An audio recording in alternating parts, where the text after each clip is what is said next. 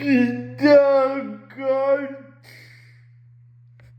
it had been a while since I've uploaded, but I just had some personal stuff that I was going through.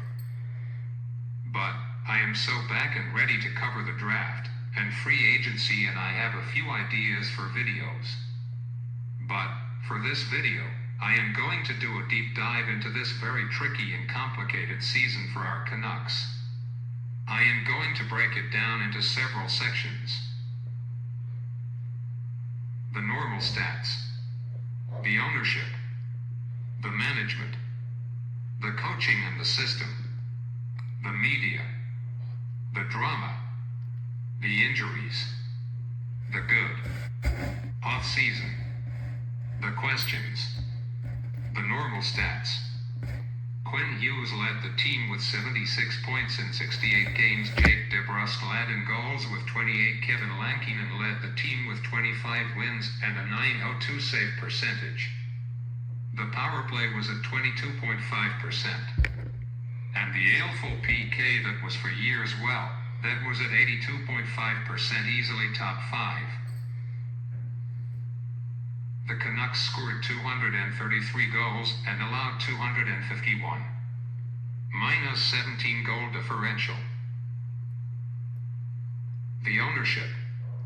As fans, we have mixed opinions about the owner Francesco Aquilini. I personally think he wants to win so badly, but I do believe he is influencing the management into trying to get into the playoffs. He wants the revenue from the playoffs. But look at the Sharks and the Blackhawks, who are in a rebuild, and we don't see their owners saying, okay, I need playoffs now so I can get more money. They are building up the right way. Mike Gillis back in the day was looking at a rebuild, but he was canned just because he wanted to do that. In 2018, Trevor Linden wanted to do a rebuild, which was the right time because the Sedins had just retired.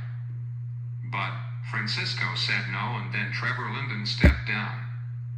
At the first press conference with Rick Takate said rebuild, but after that we did not hear rebuild again. I believe that Francisco said something after. Francisco needs to understand the situation rather than trying to get more money in the playoffs. Management. The management needs to go. I don't understand why they humiliate people who they don't want to keep, like Bruce. My thought is that they don't want people to find a new team. I was disgusted by the comments on Brock Besser from Alvin Post Deadline. I did not get a chance to record my thoughts because I was too busy in India. But, like, how can you do that with a player who gave 8 years in our city? I was in grade 5 when he debuted. I know that he was not your player, but give him respect. And on the other hand, Jesus, Jim Rutherford, what the heck? You should know not to come out into the media and say the locker room is broken. I thought you had 40 years in the business. You should know better. I never had heard anything from you in Pittsburgh, so why come here and start telling the media the behind-the-scenes stuff?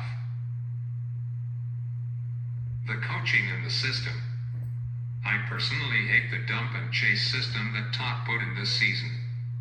Like, why would you change your strategy from last year? I remember at last season year-end media availability when Todd said we need to make more on the rush.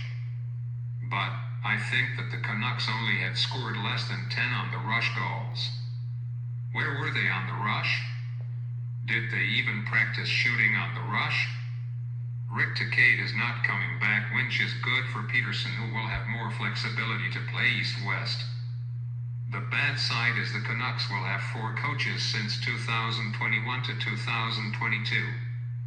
When will they get some stability in the coaching department?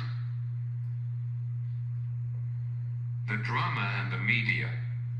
We all know that J.T. Miller and Elias Peterson were not getting along, and it was for a few years. But in December of 2024, things exploded when the media started talking about this every day, all day. We heard about it non-stop 24/7. The whole thing was basically blown out of proportion. Even after a win, instead of talking about it, all that we heard was JT Miller and Elias Peterson. It was not fair for their teammates and for them to not to have focus on the game because of the stupid media coverage. The media should have been focusing more on questions like how will they build on this win and leave the team to fix the situation internally.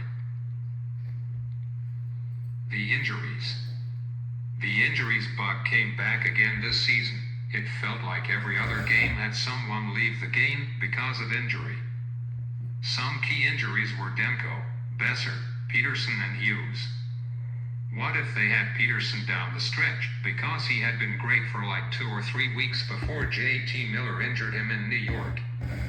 Will they be in the playoffs then? But this season had some good things happen still. Pius Suter, wow. He had 25 goals. Also, stepped up on the top line after PD went down. The PK was actually good in what seemed like forever. DPD came up and looked in place. They should keep their heads up because despite of all the drama and the issues, they still got 90 points. Tom Willander signed his ELC finally after all of the money drama. I expect a big and very aggressive offseason. The team has to address the 2C issue. Maybe replace Brock Besser as much as it hurts to say. Trade, trade and trade. Show Hughes that he needs to stay. The questions. Beside the Maple Leafs, the Canucks have the second most questions in the league. Will PD bounce back? Can Demko stay healthy? Will Brock be back? How will Foot's systems improve the team? Will Hughes stay? Will the Canucks trade or sign a 2C? What is the management's mindset? Meaning, are they building for a cup or just building to get into the playoffs to lose in the second round? Let me know, what do you guys think about this season overall? Let's have a discussion in the comments. Please subscribe and like.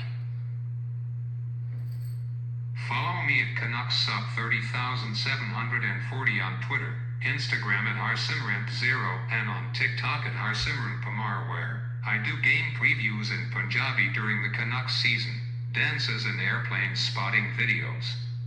Read out!